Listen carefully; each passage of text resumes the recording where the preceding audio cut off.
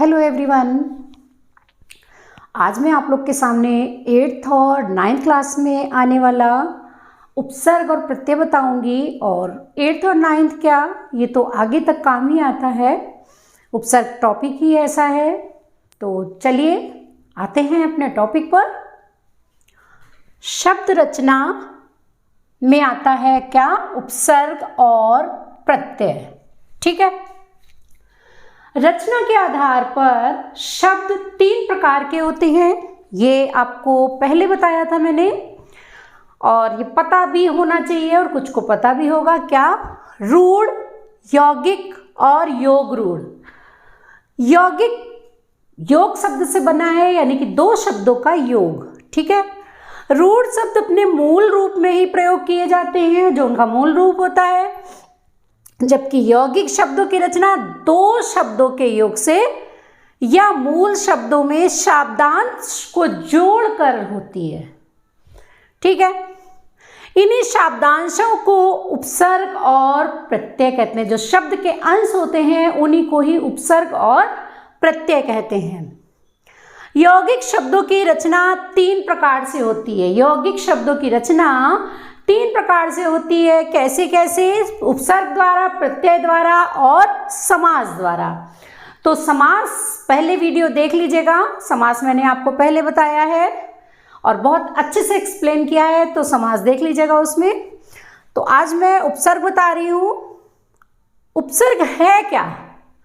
वे शब्दांश जो शब्दों के आदि में जुड़कर, जो शब्दों के शुरू में जुड़कर उनके अर्थ में परिवर्तन कर देते हैं या विशेषता ला देते हैं, तो वो कहलाते हैं उपसर्ग। ठीक है। या उपसर्ग उस अक्षर या अक्षर समूह को कहते हैं जो किसी शब्द से जुड़कर, शब्द से पहले जुड़कर नए अर्थ में परिवर्तन कर देते हैं। जैसे अगर हम कर्म के पहले कु लगाते हैं, कर्म से पहले अगर हम कु लगा देंगे तो उसका अर्थ बिल्कुल बदल जाएगा। कु लगने से कर्म कुकर्म हो जाएगा, यानी कि बुरा कर्म हो जाएगा। ठीक है। उपसर्ग 2 शब्दों के योग से बनता है, तभी ये यौगिक का एक प्रकार होता है। क्या, कौन कौन से 2 शब्द से बनता है? उप और सर्ग। उप की मीनिंग होती है समीप या पास या निकट, और सर्ग की मीनिंग होती है सृष्टि करना, रचना करना। ठीक है। तो उप यानी कि पहले लगना, पास में लगना, जो पास में बैठकर या पास में लगकर कोई नया शब्द बना दे। जैसे इसे आदि प्रत्यय भी कहते हैं। हाँ, ये भी समझ लीजिए। आदि प्रत्यय यानी कि शुरू का प्रत्यय बाद में हमेशा लगता है, तो इसका प्रयोग शब्द के पहले लगता है। ठीक है। मतलब फिर समझ लीजिए, उपसर्ग पास में बैठकर दूसरा नए अर्थ वाला शब्द बनाना। पास में बैठकर नए अर्थ वाला कोई दूसरा शब्द बनाना। ठीक है। अब देखिए, उपसर्ग कितने होते हैं? हिंदी में मुख्यतः 5 प्रकार के उपसर्ग होते हैं। कौन कौन से? संस्कृत के उपसर्ग, हिंदी के उपसर्ग, अरबी फारसी के उपसर्ग, और उपसर्ग की तरह प्रयोग किए जाने वाले अव्यय, और अंग्रेजी के उपसर्ग। ठीक है। वैसे मेनली 3 भी कई लोग मानते हैं। कौन कौन से? संस्कृत के, हिंदी के, और जो ये तीनों हैं वो एक साथ आ जाते हैं तो वो वर्ड दे देते हैं आगत। तो ये भी समझ सकते हो आप, संस्कृत के उपसर्ग, हिंदी के उपसर्ग और आगत उपसर्ग। तो आगत उपसर्ग के अंदर ये तीनों आ जाते हैं। कौन कौन से? अरबी फारसी के उपसर्ग की तरह प्रयोग किए जाने वाले और अंग्रेजी के शब्द। ठीक है। तो अब हम सबसे पहले आते हैं संस्कृत के उपसर्ग में। ठीक है। संस्कृत का उपसर्ग है, देखो, उपसर्ग, अर्थ और शब्द रूप, ये तीनों चीज मैं बताऊंगी। अ उपसर्ग है। आ मीन्स क्या होता है? नहीं या अभाव, है ना, किसी चीज का ना होना। तो आ से उपसर्ग क्या बना? अगम, अधम। अधम माने नीच होता है, अधम, अगम।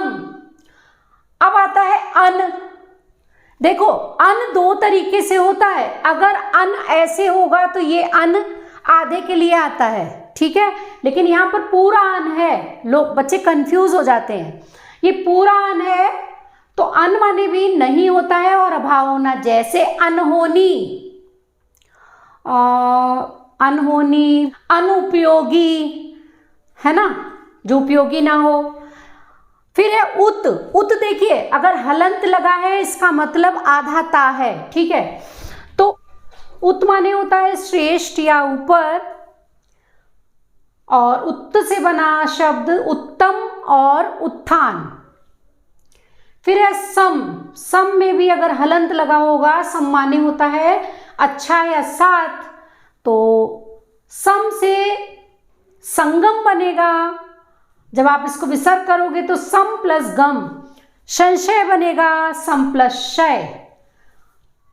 फिर नेक्स्ट वर्ड है आपका स्व, स्व माने होता है अपना या स्वयं का, तो स्वयं से वर्ड बनेगा स्वतंत्र, स्वराज्य। नेक्स्ट वर्ड है निर, निर माने होता है बिना, देखिए ध्यान रखिए हलंत लगा हुआ है इसलिए हलंत वाला वर्ड हमेशा आधा गिना जाता है, तो निर माने बिना, तो यहां निर्मल, निर्जल, ठीक है। नेक्स्ट है आपका हिंदी के उपसर्ग, ठीक है, तो हिंदी के उपसर्ग में देखिए ये भी हम आपको संस्कृत के उपसर्ग बता रहे थे, अब आता है हिंदी के उपसर्ग। पहला वर्ड है अध, अध माने आधा, तो अध खुला, अध पका, ठीक है। फिर है सु, सु माने होता है अच्छा, तो सु माने सु से बना सुगम, सुकर्म। नेक्स्ट है औ, औ माने होता है निषेध या हीन, तो अवघड़, अवगुण। अच्छा देखिए अगर होता है आपका वर्ड अव तो भी अवगुण बन जाता है, लेकिन यहां पर भी आप अवगुण बना सकते हो, ठीक है। फिर है भर, भर माने ठीक या पूरा, तो भरपेट, भरपाई। फिर नेक्स्ट है चौ, चौ माने चार होता है, ये आपको मैंने समास में बताया था, तो चौराहा, चौपाई, चौघड़। और अब आते हैं हम तीसरा अरबी और फारसी शब्दों में, तो पहला है अल, अल माने होता है निश्चित, अलविदा। दूसरा वर्ड है बा, बा माने होता है सहित, यानी कि बाकायदा, बाइज्जत। फिर है बद, बद माने बुरा, बदनाम, बदतमीज, या बे होगा बेईमान, बेइज्जत। एन, एन माने ठीक या पूरा, तो एन वक्त, एन मौका, ठीक उसी वक्त पे आ जाना, ठीक है। फिर है गैर, गैर माने भिन्न या अलग, यानी कि गैर मर्द, गैर हाजिरी और गैर मुरव्वत। चौथा है आपका उपसर्ग में उपसर्ग की तरह प्रयोग होने वाले अव्यय। फिर से ध्यान कर लीजिए, मैंने आपको 3 भी बता सकते हो आप, हिंदी के, संस्कृत के, हिंदी के और आगत। तो आगत में ही ये आपके तीनों आ रहे हैं, कौन कौन से, अरबी फारसी उपसर्ग के जैसे कहे जाने वाले अव्यय, और तीसरा होता है अंग्रेजी के। इन तीनों को अगर एक वर्ड दोगे तो वो आगत में आ जाएगा, लेकिन हमने अलग अलग 5 तरीके से आपको बता दिए हैं, ठीक है। तो पहला है अधः, अधः माने होता है नीचे, तो अधोगति।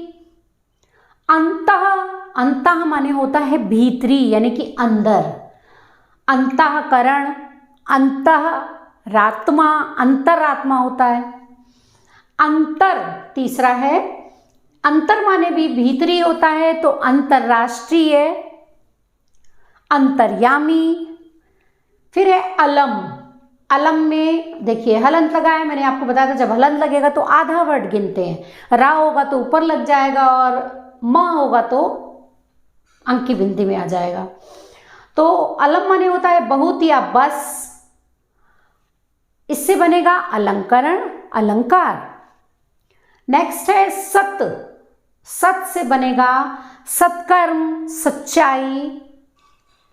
ठीक है, सत माने होता है सच्चा।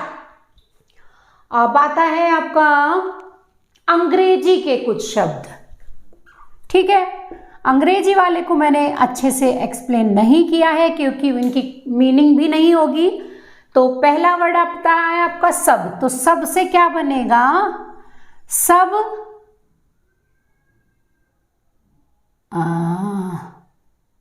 Sub inspector. Sub inspector. दूसरा है डिप्टी। तो क्या हुआ? Deputy collector. तो कलेक्टर वर्ड के आगे डिप्टी लग गया। हेड। तो हेड से क्या बना? हेड मास्टर, हेड क्लर्क, है ना। फिर आता है half. Half plate. General, general manager. Vice, vice principal. अब आई होप आप लोग को पांचों प्रकार मैंने अच्छे से बता दिए हैं और समझ में भी आ गए होंगे। जब मैं पूरा चैप्टर फिनिश कर दूंगी उपसर्ग और प्रत्यय का, तब मैं आपको मिक्स करके पूछूंगी। और इसके बाद उपसर्ग और प्रत्यय के बाद मैं 9th और 10th के सिलेबस के बारे में डिस्कस करूंगी, सिलेबस बताऊंगी। ठीक है, तो बने रहिएगा और मेरी सारी वीडियो देखते रहिएगा, कुछ ना कुछ आपको जरूर मिलेगा। Thank you so much.